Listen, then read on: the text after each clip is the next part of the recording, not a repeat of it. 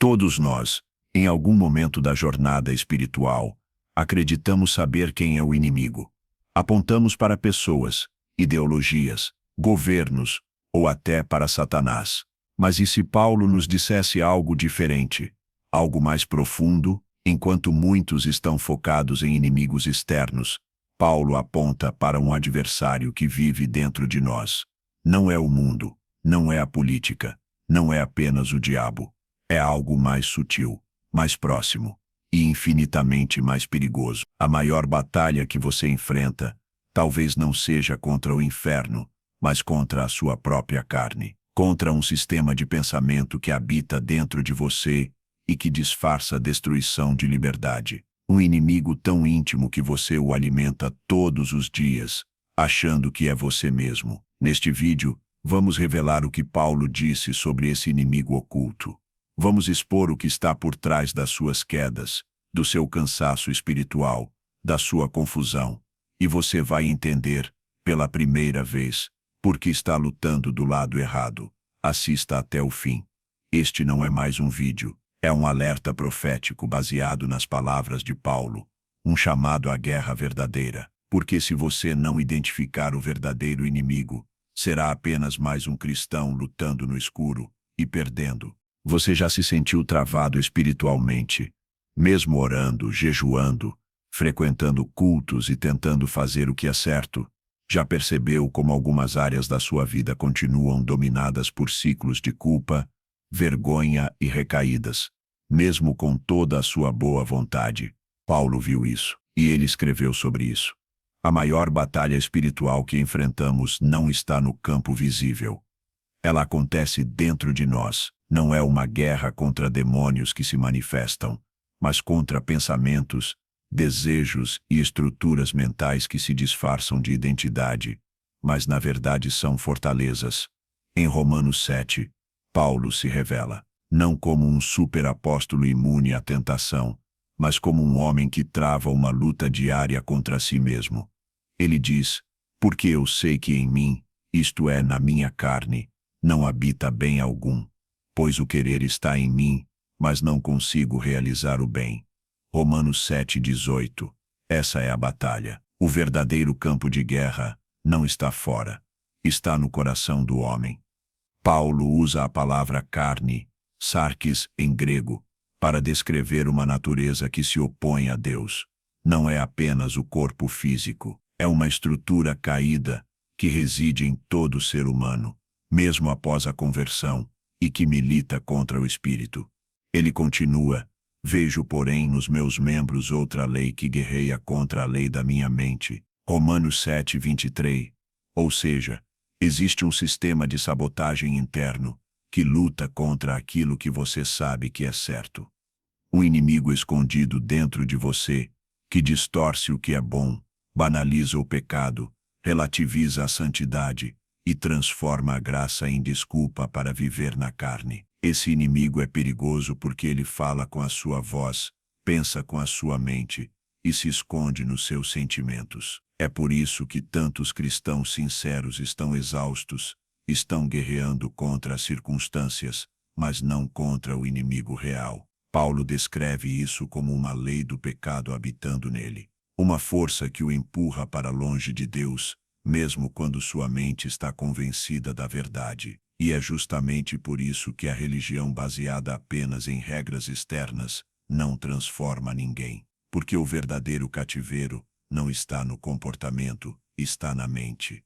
E aqui está o ponto mais importante: você não pode vencer um inimigo que você não reconhece. Enquanto você continuar achando que o problema está no outro, na cultura, no diabo ou nas pessoas ao seu redor, você vai continuar perdendo a guerra mais importante, a da renovação interior. Por isso Paulo clama, miserável homem que eu sou, quem me livrará do corpo desta morte? Romanos 7,24. Essa não é a fala de um derrotado, é o grito de um homem que entendeu a profundidade da batalha e parou de fingir que podia vencê-la sozinho. Ele aponta para a única esperança real, graças a Deus por Jesus Cristo nosso Senhor. 25. Ou seja, o verdadeiro inimigo não pode ser vencido com esforço humano, mas apenas por meio da vida do Espírito. A carne é poderosa, mas o Espírito é mais poderoso. A mente carnal é inimiga de Deus, mas a mente renovada em Cristo pode submeter até os pensamentos mais sombrios à obediência da fé. A batalha que ninguém está vendo é a mais importante de todas. E Paulo revelou isso não para nos envergonhar, mas para nos libertar. Ele sabia que a verdadeira vitória espiritual começa com discernimento. Se você não entende contra o que está lutando, vai continuar sangrando sem saber de onde vem a ferida. Paulo não apenas nomeia o inimigo oculto, ele o define, ele o desnuda, e de forma chocante, nos mostra que esse inimigo não vem de fora, mas habita em nossa própria natureza. Não é um demônio, não é um opressor, não é uma força estranha que nos ataca do lado de fora. É a carne. Mas o que é exatamente a carne? Para muitos cristãos, esse termo ainda está associado apenas a tentações sexuais ou a desejos físicos. Mas quando Paulo fala da carne, ele se refere a algo mais profundo e abrangente. A carne é a natureza humana caída, é o sistema de vida independente de Deus. É a inclinação natural do homem para a autossuficiência, egoísmo, orgulho e prazer imediato, mesmo quando isso custa sua comunhão com o Senhor. Em Gálatas 5,17, ele escreve: porque a carne luta contra o espírito, e o espírito contra a carne, porque são opostos entre si, para que não façais o que quereis. Aqui está o conflito. A carne não quer o que o espírito quer. E mais, ela opera com astúcia. Não aparece com chifres, mas com argumentos lógicos. Ela não grita. Ela sussurra desculpas. Ela te convence de que está tudo bem, que é exagero, que Deus entende. Mas por trás desse conforto, ela está matando seu fogo espiritual, sua sensibilidade e seu temor. A carne é tão perigosa, porque usa seu próprio corpo contra você.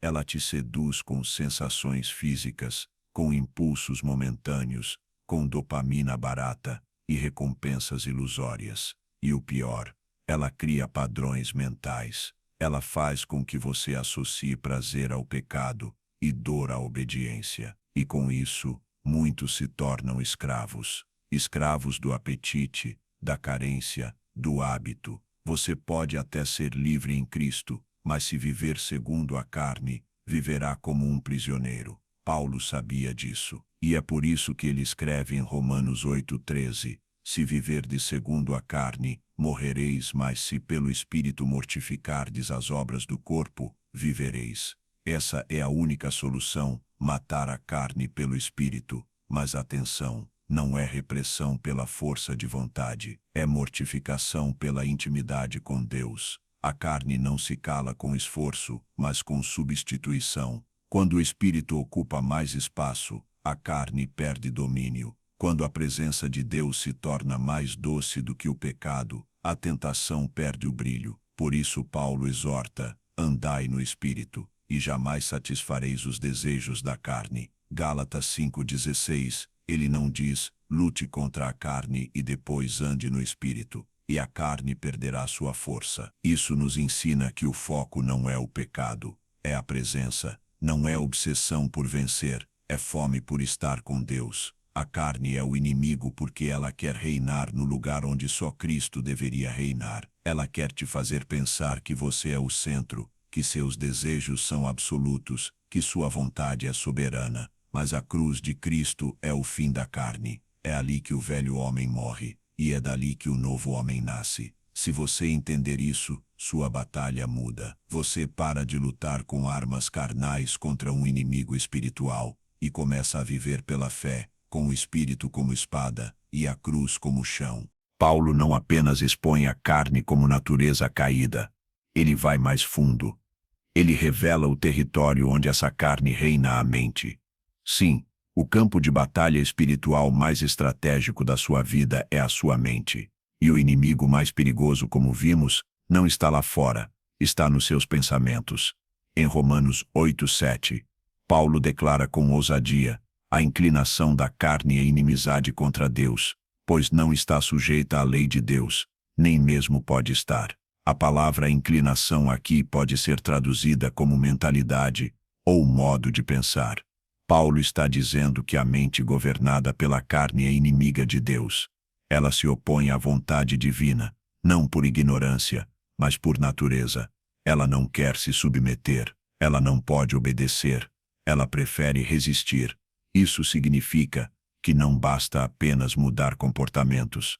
É preciso transformar a mente. Não se vence a carne com disciplina isolada. Ela só pode ser vencida quando a mente é renovada pelo Espírito. Paulo reforça isso em Romanos 12, 2, 2. E não vos conformeis com este mundo, mas transformai-vos pela renovação da vossa mente.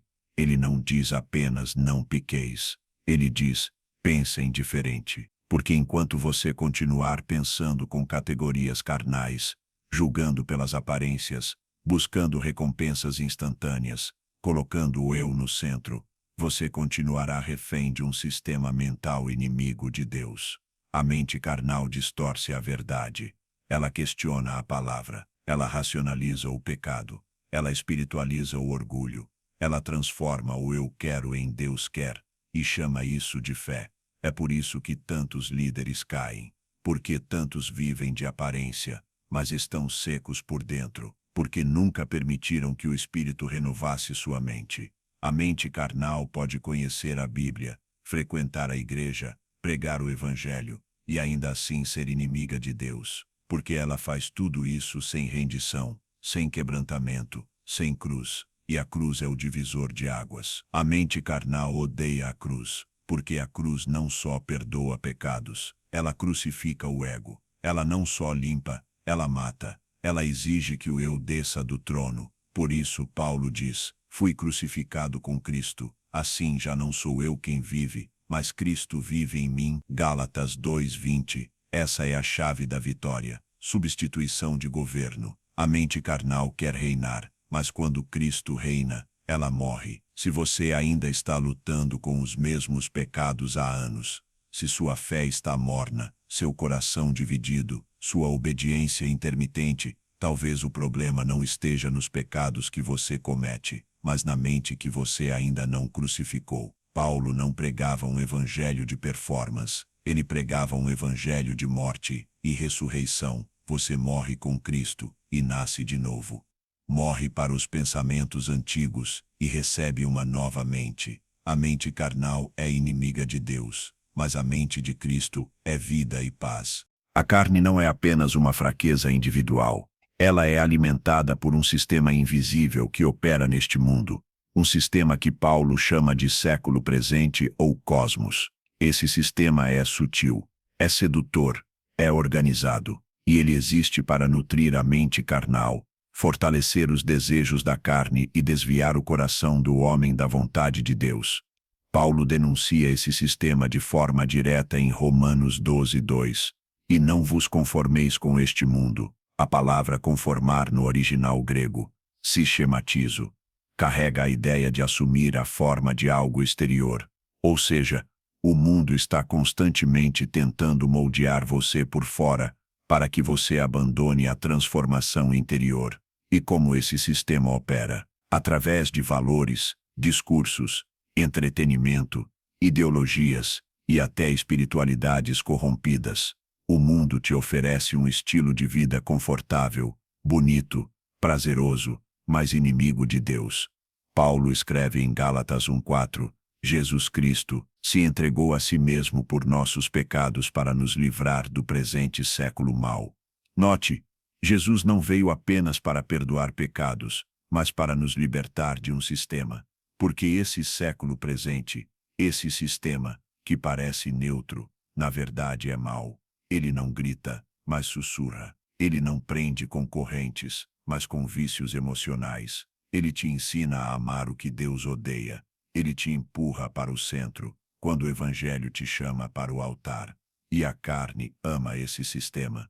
Ela se sente em casa no mundo. Ela se alimenta de séries, músicas, redes sociais, comparações, sensualidade, materialismo e espiritualidade superficial. Ela vive pela performance, pela aparência e pelo prazer imediato. É por isso que viver no espírito exige vigilância. Não basta rejeitar o pecado. É preciso discernir o sistema. É preciso sair do molde.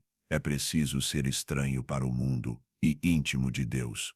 Paulo sabia que os crentes de seus dias já estavam sendo pressionados a negociar princípios, a aceitar uma fé misturada, diluída, moderna. E por isso ele escreve aos Efésios: não vos associeis com as obras infrutíferas das trevas, antes, porém, reprovai-as. Porque todo o sistema invisível que fortalece a carne está declarando guerra contra o espírito, e se você não se posiciona, será moldado sem perceber. É por isso que muitos estão frios, secos, perdidos, porque estão tentando viver uma vida espiritual enquanto se alimentam do sistema da carne. Paulo não nos chama a um isolamento físico, mas a um rompimento interior, a uma separação de mentalidade, a uma consagração prática. Se você quer vencer a carne, precisa fechar as torneiras que a alimentam, cortar o acesso, mudar o ambiente, trocar os sons, os olhares, as conversas. O Espírito Santo não é tímido,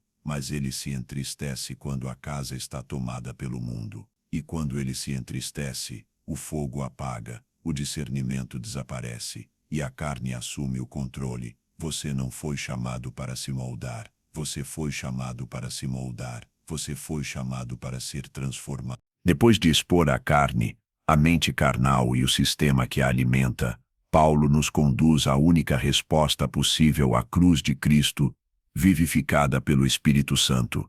Esse não é um chamado para uma vida moralmente melhor.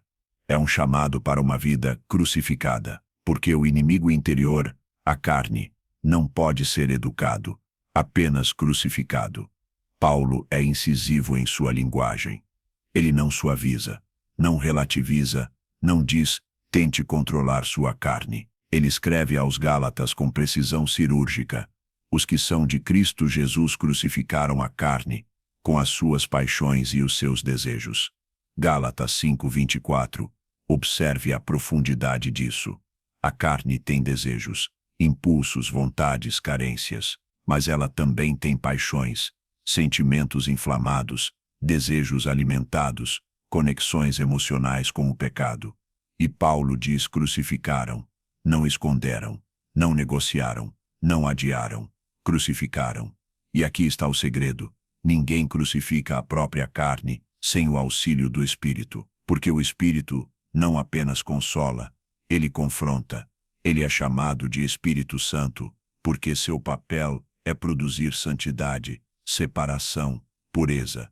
E essa santidade não é exterior, é radicalmente interior. Romanos 8:13 afirma: se pelo Espírito mortificardes os feitos do corpo, vivereis. Aqui está a arma secreta. A mortificação da carne não vem da disciplina apenas, mas da presença. Quanto mais cheio do Espírito, menos espaço a carne encontra. Quanto mais você se alimenta da palavra, mais sua mente é renovada. Quanto mais tempo em oração, mais sensível você se torna. Essa é a arma: intimidade com Deus. Não uma fé superficial, não uma rotina religiosa, mas uma vida de altar, onde você vai todos os dias e diz: Senhor, aqui está a minha carne, crucifica de novo, mata o que quer reinar, silencia o que grita, queima o que contamina. O problema é que muitos querem o fogo do Espírito, mas não querem o altar da rendição. Querem poder, mas não querem morte. Querem autoridade, mas não querem renúncia. Mas o Espírito Santo só enche o que está vazio de si mesmo. Ele só reina onde a carne morreu. Ele só flui onde o ego foi crucificado. É por isso que Paulo escreve aos Coríntios: ainda são carnais, pois havendo entre vós ciúmes e contendas, não sois carnais. 1 Coríntios 3:3. A carne se manifesta em comportamentos sutis: orgulho espiritual, necessidade de controle, ofensa, competição, vaidade, e só há uma arma eficaz: o Espírito. Você pode saber versículos, ter dons, ter ministério, mas se não tiver o Espírito mortificando a carne todos os dias, vai acabar vivendo uma fé sem vida, uma santidade performática, uma obediência seletiva. A cruz não é só o lugar onde Jesus morreu, é o lugar onde você morre com ele e finalmente vive de verdade. A vitória sobre a carne não é um evento, é um processo. E esse processo começa em um lugar que muitos negligenciam: a mente. Paulo sabia disso. Ele experimentou isso.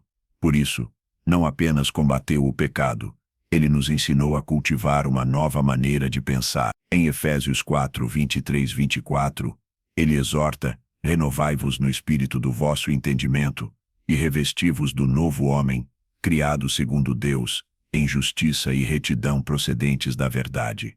A ordem é clara: renovação da mente, revestimento do novo homem. Ou seja, antes de viver como nova criatura, você precisa pensar como nova criatura.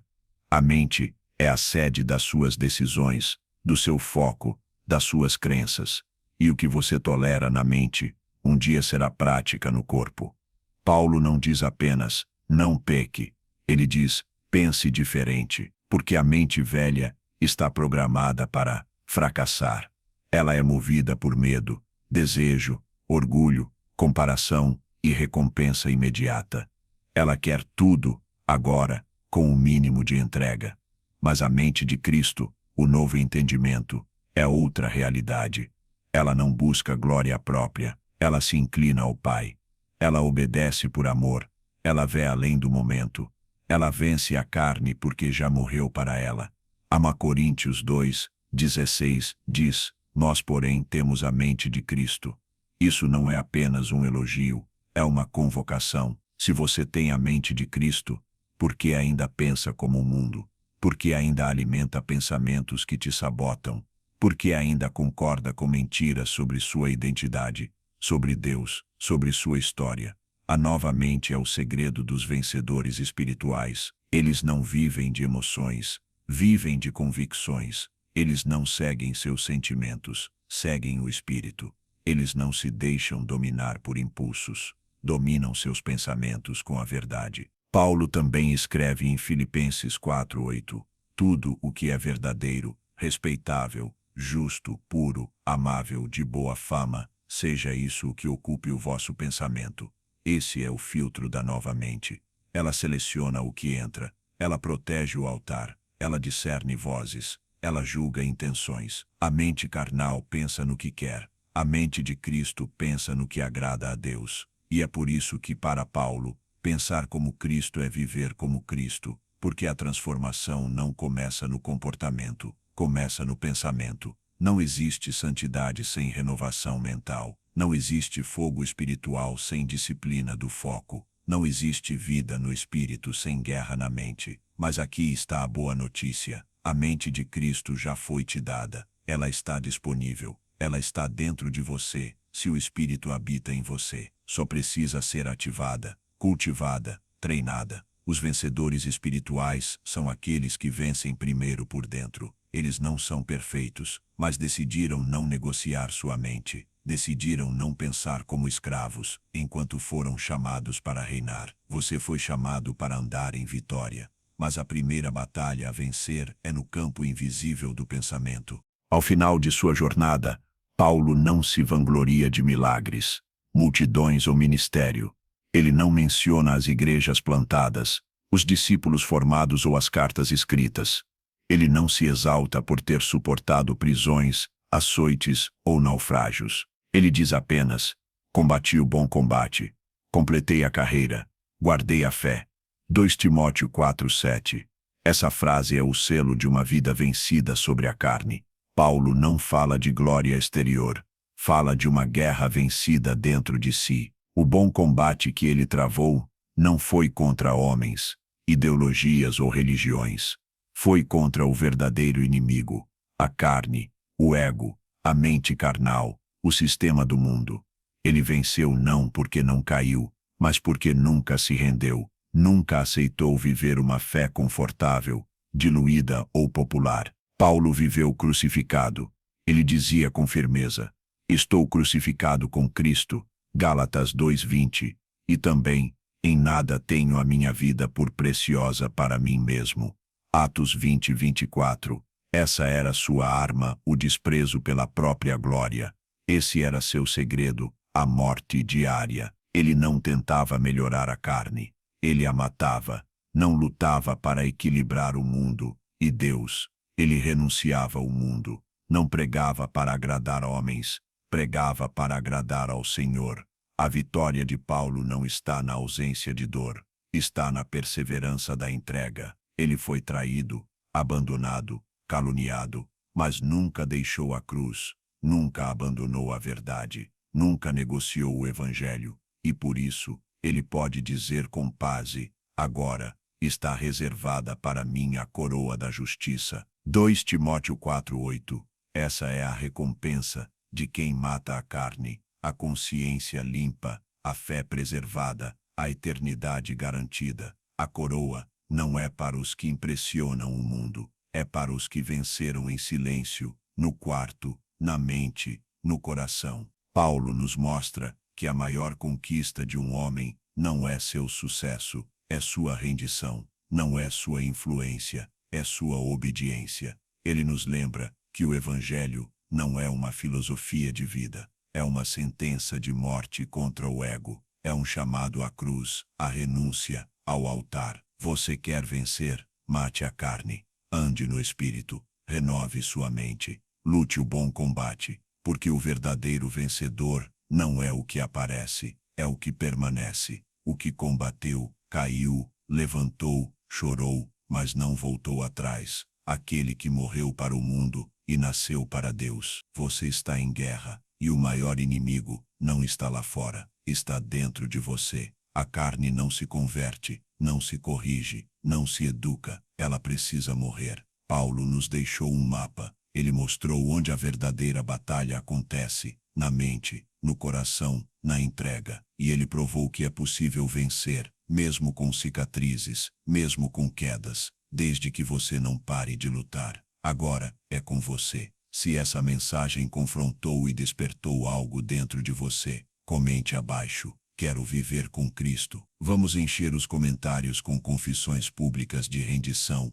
e assim quebrar o silêncio da carne com a voz do Espírito. Compartilhe esse vídeo com alguém que está travando batalhas secretas. Inscreva-se no canal Cartas de Paulo para continuar recebendo palavras que te chamam de volta à cruz, porque os dias são maus, e a única maneira de vencer é morrendo para o que o mundo aplaude e vivendo para aquilo que o céu reconhece.